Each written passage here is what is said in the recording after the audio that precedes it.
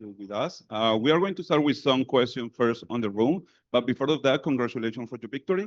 So we are going to start with the first question in the room. Constanza, go ahead, please.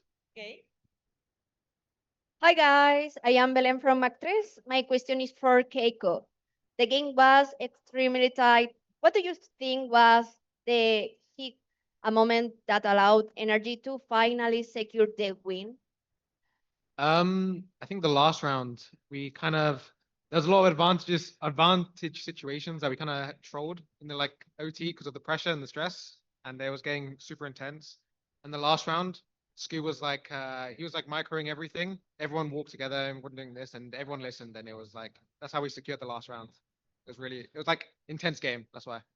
If anyone remembers champs, by the way, this will be familiar. Scuba's the best overtime player in the world. Just hands down. Thank you so much. Next question, please.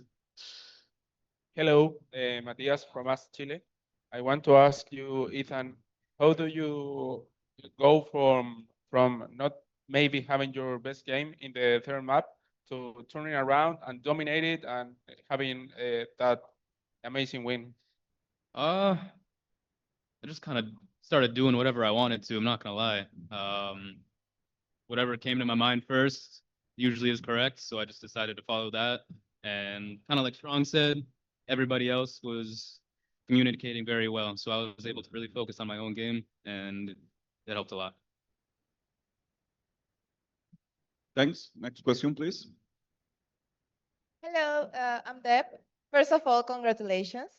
My question is for Mada. Do you think the crowd cheering played a role in that final overtime round? I don't remember, to be honest, but I'm sure it did. It was such a long day, such a long match. It's hard to pinpoint any round, but the entire game, the energy was on our side in the arena, and it definitely helped us throughout the game. Thank you. Thank you. Next question, please. Hello, I'm Jorge Lavin for Prensa Esports. My question is for Brock. Your next match is again against Paper Rex.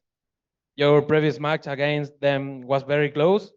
Do you think you can beat an opponent that is coming on strong, both in their game and with the crowd?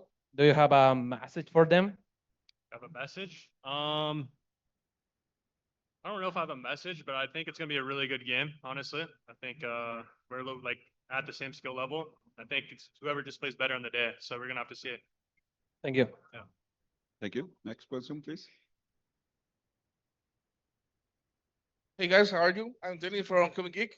First of all, I want to say thank you because you gave us one of the best matches of the tournament. So thank you. My question is directed to Brock. Brock, you were decisive today in the overtime against BBL. How did you feel the tension in those moments? And how would you describe your mental state when making those key decisions?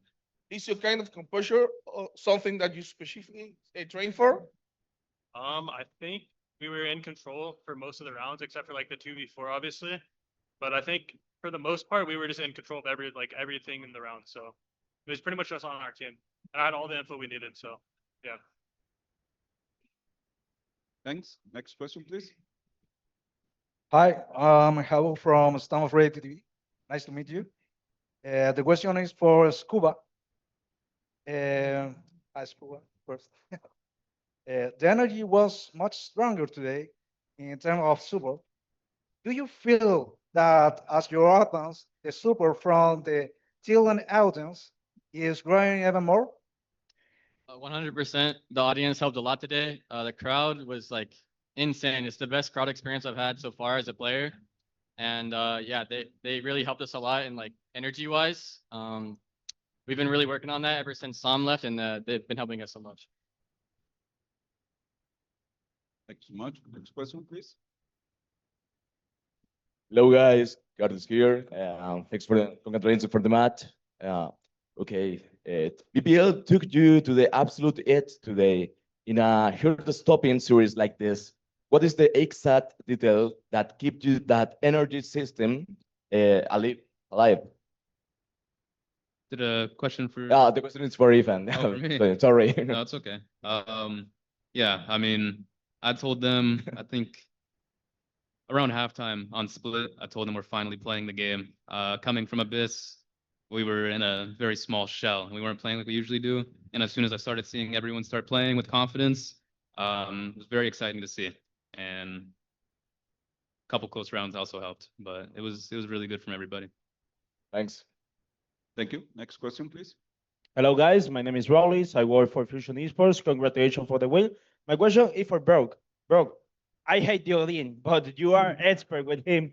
You study which walls are wall banners on every map? I mean, it's part of your training? Not really. I didn't Odin once on Split at all, but I just pulled out during the match because I felt like it. So I would just say it's just like a feeling thing, you know? Yeah. Thank you. Next question, please. Hi, my name is Sophie. Congratulations for your win. Also, thank you, Mara, for your heartwarming words on your story. I also wanted to ask, was there a specific moment or round where you felt like the momentum shift? Maybe when the original game plan stopped working, or the team had to adapt or improvise a mid-match? Yeah. Ethan, maybe? Oh, for me? Yeah. Did you have something? I did, yeah. Yeah, go for it. I think the 2v4 on Split and overtime, it was Scoo and Brock, and it was on B site. They won like a 2 versus 4, and I think that just was the craziest round ever and won us the rest of the game after that. Yeah, I was gonna say the same thing. So that was a crazy round for sure. Thank you. Thank you. Now we are going to take some questions on the call. Pedro Romero, you go first. Hey guys, Pedro Romero, independent journalist. Let me say it again. Pedro Romero, independent journalist. Congrats on this quite of a blockbuster match. I mean, there's plenty of expectation, and I would say that it lived up to the hype. That said, talking about expectations, I'm going to send this over to the coaching staff, more specifically Strong. I mean, I remember I did that 1v1 or one-on-one with you, talking about like your expectations for that BBL match. Simple question. Did it live up to your expectations as to how this match went? Was it different? How do you think? I mean, I'd say it lived up to expectations. We knew BBL were going to be a very difficult team to play. We kind of knew they weren't a team that were going to have the LAN jitters, most likely, because every single time they've gone to LAN, they've been better and better and better.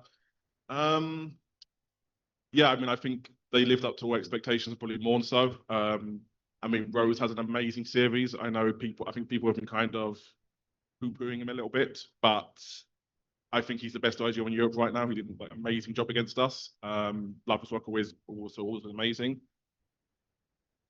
Yeah, I mean, it lives up to expectation. They kind of did what we expected, but that's the problem. You can expect something and then you can think you have the answer and then you don't have the answer and then you have to sort of improvise and you have to adapt mid-series. Like there's some small technical things basically with regards to how they play specifically with their playstyle, with like how they attack angles, how they sort of move around the map that we knew about, but we didn't attack in the right way. I'd say particularly like on Pearl, it didn't matter.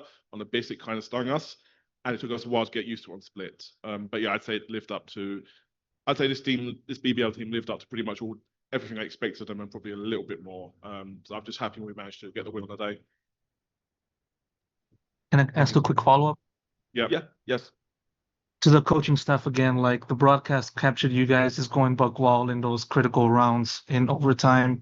It's like, it's one thing to like experience the craziness of that overtime, like as a fan, as a player, but what were you guys feeling like at that moment? Did you guys feel like maybe like BBL was going to come out of this with a victory, or were there any doubts? In the overtime specifically, we kind of always felt confident because again, we kind of feel like we're the best overtime team in the world and we will always find the answer. Honestly, in terms of thinking, oh, we might not be able to do this, I was thinking that more during the second half than the overtime. So overtime was like, great, I think we're going to win this because it basically shifted from Split. Like Split first half, okay, we had some unlucky rounds, but like we were saying afterwards, oh yeah, we should have probably got 5 or 6 on that the first half, and it's like, okay, that's cool. But should have got 5 or 6 doesn't win you championships at the end of the day. You should have got 8. You should have got 8. You won 6. That's how you win championships. But then, as the second half went on and into that overtime, it's like becoming very clear to us. Okay, we did the right thing every single round. Like every single round from about, I'd say probably 16 or 17 onwards.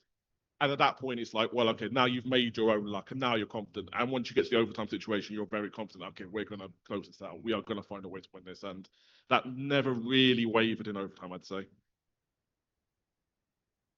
Thank you so much. Eliana, you have the next question. Hello, freelance journalist from the United States. This question goes to Bonkar. In the past press conference, the winners press conference for VCT America's kickoff, I think you mentioned something about the meta and how you might be trying to adapt, maybe even playing double duelist like we saw with Gecko. Yet you're still playing double initiator on some maps.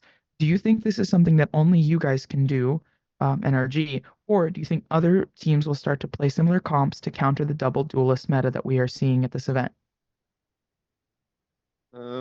There's definitely teams who can play the comps that we're playing. I mean, G2 is a fantastic double initiator team as well. I think it's just we like to do our own things, what fits for us. We know we can play double duelist, we can play double init, we can play double controller and sentinel like we do on split as well. So we're just really trying to do our own thing all the time, and not like we take inspiration from other teams and stuff, of course, but we try to not just copy blindly just because we see a team wins on a certain map with a certain comp. We want to know why they're winning and how can we. Is it a comp thing that they're winning, that just diffing everyone, or are we just doing a bad job versus their comp when we're playing against it? So just trying to create our own meta. Can I have a follow-up? Yes. Are you guys going to be changing anything up for your rematch against PRX tomorrow? Or I don't know if it's tomorrow, sorry, but your rematch against PRX? I mean, who knows? We have a couple of things, to be honest, so we'll see. All right. Thank you so much, and gracias por todos in the crowd. Se olvidó. Thank you. We are going to take the last question on the call. Andre Hopkins. Hi, can you guys hear me? Yes. Okay. Hello, Andre Hopkins, independent journalist in the United States. Question to Coach Bonkar and Strong. So you guys switched up the comp on split, pretty much complete overhauled it. Was that just due to a different meta read, or is there anything else behind it? Did we play this comp already? Yeah. Yeah, it was a better read, basically. Obviously, I can't go too much into it, but after the G2 game, we kind of saw, okay, well, this is where things are going. Like, we can attack this a few different ways. We saw zeroed in on the Vice as something that's very, very strong in this meta, and very, very strong in split specifically. So, and obviously, we just I'll be honest, the old comp didn't have the juice, right? It was I shudder to think what would happen if we had to try and bring this game back today on the old comp. Yeah, just the old comp didn't have the juice. We saw a lot of potential in certain aspects of this comp, and we just ran with it. So, yeah. And can I ask a quick follow-up? Yes.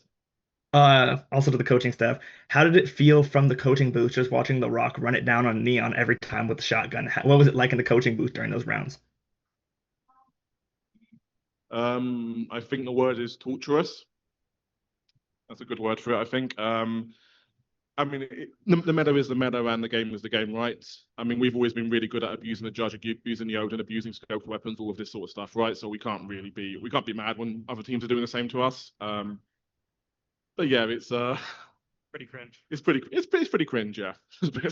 No, it's like we came in, we knew what to expect, and we played pretty well against it. We've always played better, but again, that's challenged again. That's challenging the meta, right? So yeah, but torturous is the right word as coaches. You're just sitting there like, oh dear. But it is what it is. All right. Thank you guys, and good luck in your rematch against Paper X. Thank you. Thank you. Now we are going to take one question here in the desk. Vamos a tomar aquí una pregunta del público. No, espera. Vamos okay. preguntando. Hey, I'm one of the Riot devs here. Random question, Fields question. How you guys feeling about the event overall? It's amazing. Lovely. Actually amazing. Thank you so much. Now we are going to take one question from the fans. Now we're ready. Here. Hey, hello, thank you guys. Congrats on your winning. Thank you for being so nice with us. So my question is for Mala. Compared to other events you've been before, like other champions of masters, what do you think about people's crowd reaction whenever you want to save your guns, like when they start booing? I think it's funny. I think we talked about it as well in the prac room. We were saying how funny it is that you guys boo and whistle whenever they're saving because it's boring. It is funny. Thank you so much. Thank you so much. With this question, we conclude this press conference. Thank you, NRG, for being with us. Thank you. Thank you.